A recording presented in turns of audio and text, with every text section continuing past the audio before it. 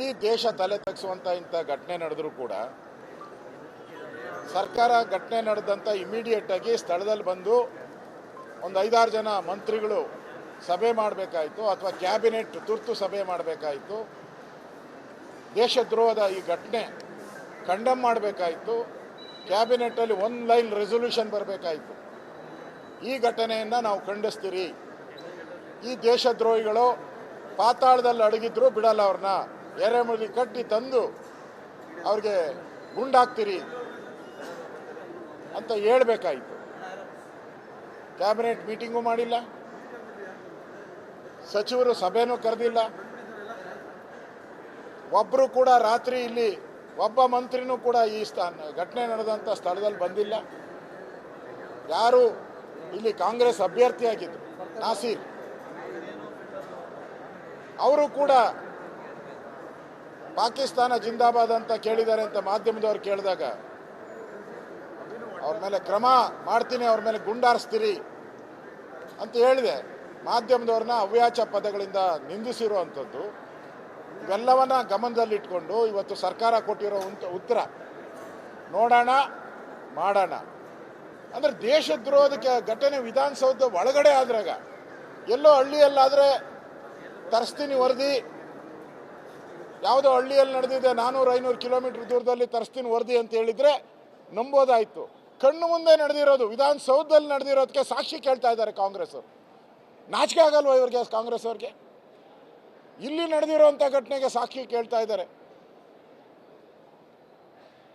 ದೇಶದ್ರೋಹವನ್ನು ಯಾವುದೇ ಕಾರಣಕ್ಕೂ ಸಹಿಸಲ್ಲ ಅನ್ನೋ ಮಾತನ್ನು ಗೃಹ ಸಚಿವರು ಹೇಳಿದ್ದಾರೆ. ಹಂಗಾರೆ ಸಹಿಸಿಲ್ಲ ಅಂದರೆ ಇಷ್ಟು 24 ಗಂಟೆ ಆಯ್ತಲ್ಲ, ಯಾಕೆ ಯಾರನ್ನು ಬಂಧಿಸಿಲ್ಲ?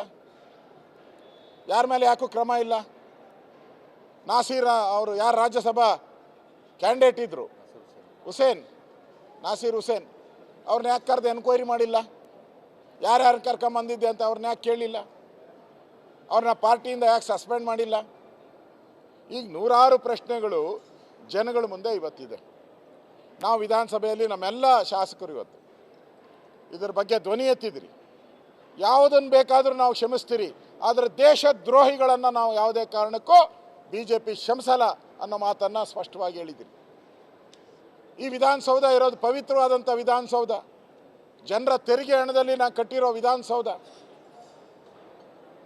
ಇಲ್ಲಿ ದೇಶದ್ರೋಹದ ಚಟುವಟಿಕೆ ನಡೆಯುತ್ತೆ ಅಂತಂದರೆ ನಾವಿದ್ದರೆ ಎಷ್ಟು, ಬಿಟ್ಟರೆ ಎಷ್ಟು, ನಾವು ಬದುಕಿದ್ರೆ ಎಷ್ಟು, ಸತ್ತರೆ ಎಷ್ಟು? ಕಾಂಗ್ರೆಸ್ ಅವರು ಅರ್ಥ ಮಾಡ್ಕೊಬೇಕು. ಇದ್ರ ಬಗ್ಗೆ ಸಮರ್ಥನೆ ಮಾಡೋಕ್ಕೆ ಹೋಗಬಾರ್ದು. ಕಾಂಗ್ರೆಸ್ ಅವರು ಅವರ ಹೇಳಿಕೆಗಳೆಲ್ಲ ಅವ್ರನ್ನ ಸಮರ್ಥನೆ ಮಾಡೋ ರೀತಿಯೇ ಇದೆ. ಈ ಸಮರ್ಥನೆ ಮಾಡೋವಂಥ ರೀತಿಯನ್ನು ಬಿಟ್ಟು ಕೂಡಲೇ ಅವ್ರನ್ನ ಬಂಧಿಸಬೇಕು.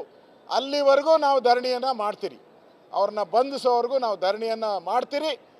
ಈ ಹೋರಾಟ ನಿಲ್ಲಲ್ಲ. ದೇಶದ್ರೋಹಿಗಳಿಗೆ ಕರ್ನಾಟಕದಲ್ಲಿ ಸ್ಥಳ ಇಲ್ಲ, ವಿಧಾನಸೌಧದಲ್ಲಿ ಸ್ಥಳ ಇಲ್ಲ ಅನ್ನೋದನ್ನು ನಾವು ಸ್ಪಷ್ಟವಾಗಿ ರಾಜ್ಯದ ಜನತೆಗೆ ನಾವು ತಿಳಿಸ್ಬೇಕಾಗಿದೆ.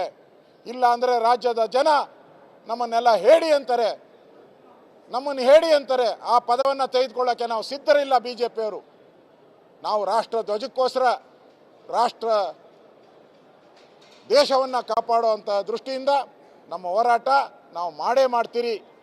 ಕಾಂಗ್ರೆಸ್ ಅವರು ಇನ್ನಾದರೂ ಬುದ್ಧಿ ಕಲಿತು ಕೂಡಲೇ ಅವ್ರನ್ನ ಬಂಧಿಸಬೇಕು ಅಂತೇಳಿ ಆಗ್ರಹವನ್ನು ಮಾಡ್ತೀರಿ. ಅದೇ ರೀತಿ ದೇಶ ವಿದೇಶದಿಂದ ಫೋನ್ ಬಂದಿದೆ ಅಂತ ಗೃಹ ಸಚಿವರು ಹೇಳಿದರು.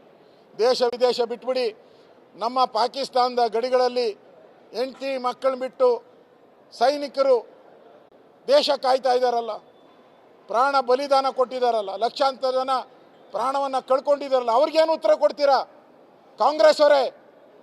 ಅವ್ರಿಗೇನು ಕೊಡ್ತೀರಾ answer? Please tell me, what is your answer to our soldiers? ದೇಶ ಪ್ರೇಮಿ ಸೋಲ್ಜರ್ಸ್ಗೆ ನಿಮ್ಮ ಉತ್ತರ ಏನು ಅಂತ ದೇಶ ಕಾಯ್ತಾ ಇದ್ದಾರೆ, ದೇಶದ ಸೈನಿಕರು ಕಾಯ್ತಾ ಇದ್ದಾರೆ, ದೇಶದ ಪ್ರಜೆಗಳು ಕಾಯ್ತಾ ಇದ್ದಾರೆ. ಇದು ವಿಧಾನಸೌಧದ ಒಳಗಡೆ ಅಲ್ಲ, ಇಡೀ ದೇಶದ ಸುದ್ದಿ ಇದು. ಆ ದೃಷ್ಟಿಯಿಂದ ಎಚ್ಚರಿಕೆಯಿಂದ ಕೂಡಲೇ ಬಂಧಿಸಬೇಕು. ಈ ಆಗ್ರಹವನ್ನು ವಿರೋಧ ಪಕ್ಷದ ನಾಯಕನಾಗಿ ನಾನು ಮಾಡ್ತಾ ಇದ್ದೀನಿ. ನಮ್ಮೆಲ್ಲ ಸದಸ್ಯರು, BJP ಎಲ್ಲ ಸದಸ್ಯರು ಈ ಒಂದು ದೇಶದ್ರೋಹದ ಘಟನೆಗೆ ಯಾವುದೇ ಕಾರಣಕ್ಕೂ ಇದನ್ನು ಇಲ್ಲಿಗೆ ಬಿಡಲ್ಲ. ಇದಕ್ಕೆ ಶಿಕ್ಷೆ ಆಗೋವರೆಗೂ ನಮ್ಮ ಹೋರಾಟ ನಡೆಯುತ್ತೆ.